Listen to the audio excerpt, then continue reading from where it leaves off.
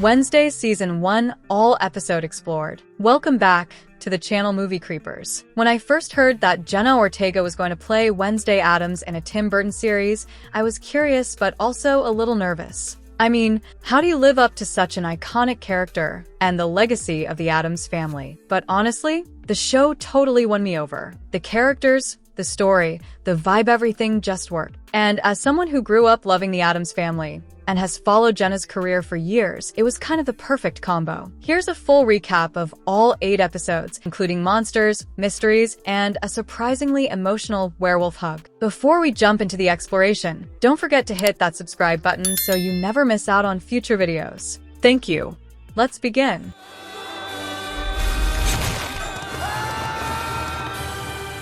Episode 1. Wednesday's child is full of woe. How it all started. Okay, so Wednesday kicks off in the most Wednesday Addams way possible with revenge. She finds her brother Pugsley stuffed in a locker, uses one of her psychic visions to see who did it, and goes full chaos mode by dumping piranhas into the swim team's pool. Yeah, she gets expelled. Because of that little incident, her parents send her to Nevermore Academy, a school for outcasts in a creepy little town called Jericho, Vermont. Once she gets there, we meet a bunch of important characters. There's Principal Weems, who used to go to Nevermore with Morticia, Bianca, the top siren and queen bee, Xavier, the brooding art guy who low-key seems like he stepped out of a Tumblr mood board. And then there's Enid, Wednesday's new roommate. She's a werewolf, super bubbly, and basically Wednesday's total opposite. If you know Taylor Swift, their dynamic is lover and reputation in one dorm room. Also, Wednesday isn't totally a lone thing, has secretly followed her to school. She catches him and, of course,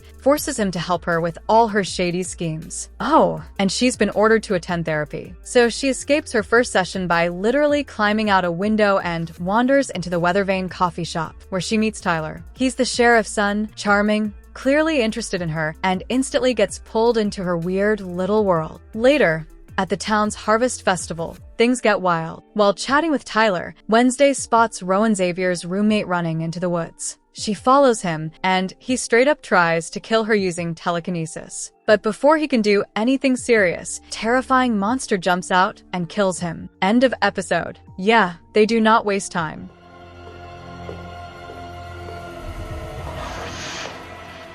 Episode 2. Woe is the loneliest number. A secret society and a boat race. Episode 2 picks up right there. Rowan's just been killed. The woods are crawling with cops, and Wednesday's already suspicious. But the next day, Rowan is somehow alive again, which makes no sense. Weems tells Wednesday she needs to socialize and join clubs, so she tries a few out but only vibes with the beekeeping club, aka the Hummers. That's where she meets Eugene, this super sweet kid who instantly reminds her of Pugsley. Back in class, Xavier starts flirting with Wednesday, which makes things a little awkward, especially because we already saw some sparks between her and Tyler. Love triangle alert. Then there's the Po-Cup boat race across a lake, where different teams compete for glory. Wednesday reluctantly joins Enid's team, Ophelia Hall, and they actually win. Everyone celebrates, except Wednesday. All she can think about is how the last time Ophelia Hall won was when her mom was at Nevermore. A coincidence? Probably not. Later, Wednesday notices this creepy statue in a hallway with a hidden code. Turns out, the secret is to snap twice, a fun nod to the original Addams Family theme. The statue opens, she finds a secret passage, and heads down a staircase into some underground room. Waiting for her? Bianca, Xavier, and a few other students. Secret society time. He won't stop until he's killed us all!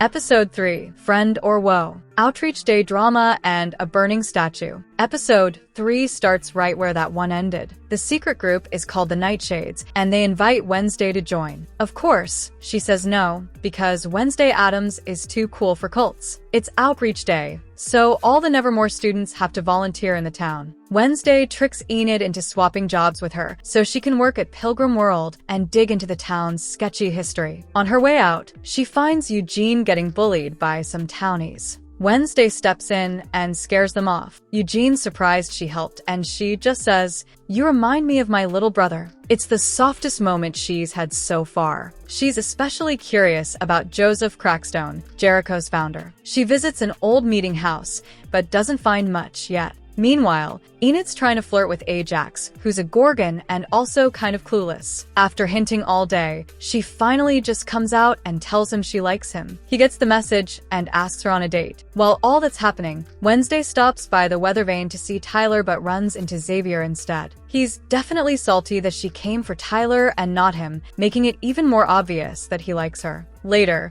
they sneak into the woods and find a ruined house. When Wednesday touches it, she has a powerful vision crackstone forcing outcasts into a burning building, including her ancestor, Goody Addams. Outreach Day ends with a statue unveiling of Crackstone, which of course Wednesday and Thing ruin by setting it on fire. The episode ends on a sad note. Ajax accidentally looks into a mirror and turns himself to stone right before his date with Enid. She waits an hour and thinks he bailed. Poor girl.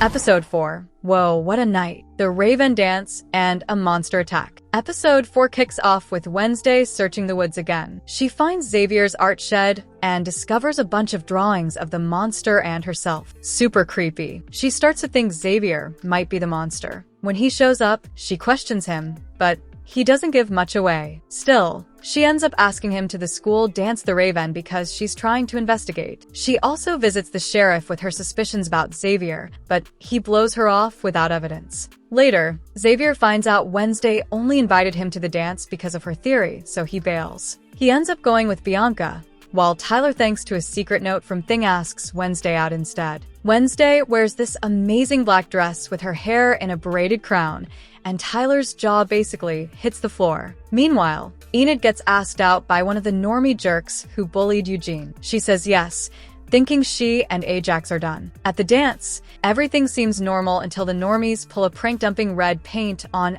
everyone using the sprinklers. It's a total Carrie moment. Right in the middle of the chaos, Wednesday has a vision Eugene is in the woods and in danger. She ditches the dance, runs out to find him, but it's too late. The monsters already attacked him. Yeah, things just got real.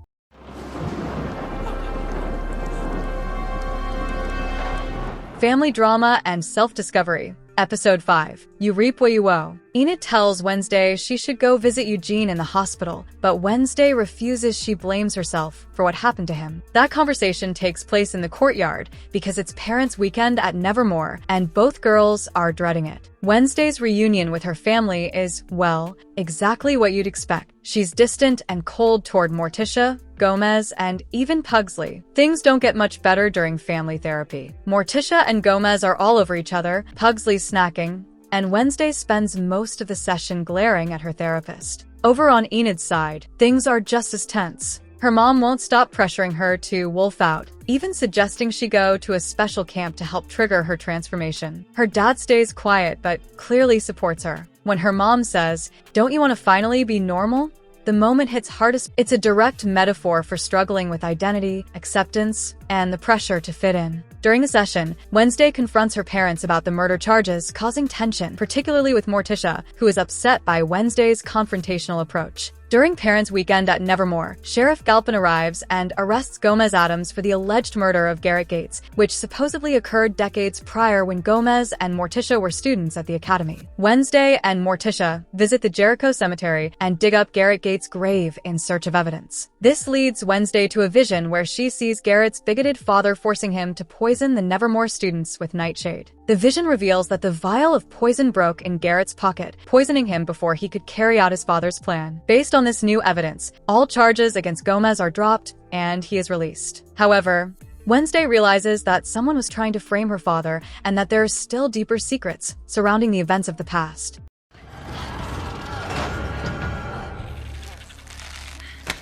A party, a breakup, and a monster attack. Episode 6. Quid pro quo. It's Wednesday's birthday, her sweet 16, actually, and Thing has planned a surprise party in Crackstone's crypt. Everyone shows up: Enid, Xavier, and most of their classmates. Enid's gift? A snood. Black for Wednesday, rainbow for herself. It's actually really cute. The next morning, Wednesday notices the word fire burned into the lawn. Xavier appears and guesses she had another vision. She's surprised they're even talking, and he reminds her he did show up to her party. Later, she invites Enid and Tyler to hang out, but it's not your usual hangout. She takes them to Crackstone's old house for a little investigating. The two go along with it, though reluctantly. Inside, they discover that Crackstone's sister's room looks untouched, almost like someone's been living there. That's when things take a turn. The monster attacks Tyler, and Xavier shows up too.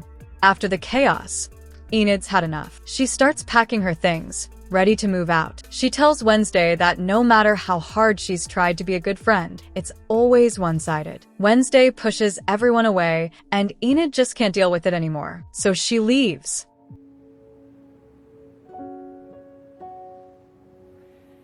First Kiss, Episode 7. If You Don't Woe Me By Now. Episode 7 brings an unexpected guest, Uncle Fester. He surprises Wednesday at Nevermore, and for the first time in a while, she actually smiles. Fester is chaotic and hilarious, but he's also exactly what Wednesday needs in that moment. Meanwhile, Enid keeps forgetting things and coming back to the room. It's obvious she misses her roommate even if she won't admit it. Later, Tyler shows up and asks Wednesday out. Surprisingly, she agrees. Their date is in the crypt, of course, and instead of a horror flick, Tyler plays Legally Blonde. Wednesday doesn't even complain. Big character development. Then the mood shifts dramatically. Wednesday walks into her room and finds things stabbed and pinned to the wall. She freaks out, rushes him to Fester, and luckily, he's able to revive him. But someone tried to kill Thing, and that's a huge red flag. By the end of the episode, Enid moves back in. She just couldn't stay away. And the cherry on top?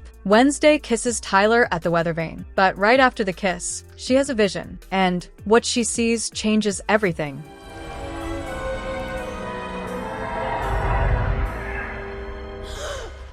The truth comes out. Episode 8, A Murder of Woes. The season finale pulls no punches. Xavier gets arrested, officially accused of being the monster terrorizing everyone. But not long after, Wednesday realizes she was wrong. Xavier's innocent, so she's back to square one. Finally, she puts the pieces together. Tyler is the Hyde. She confronts him and tries to provoke the monster out of him, but the sheriff walks in before anything happens. Soon after, it's confirmed Tyler is indeed the Hyde, but he's not acting alone. Someone is controlling him, and that someone turns out to be none other than Ms. Thornhill. Yep, the cheerful botany teacher played by Christina Ricci, who was the original Wednesday Addams in the 90s movies. The layers are unreal.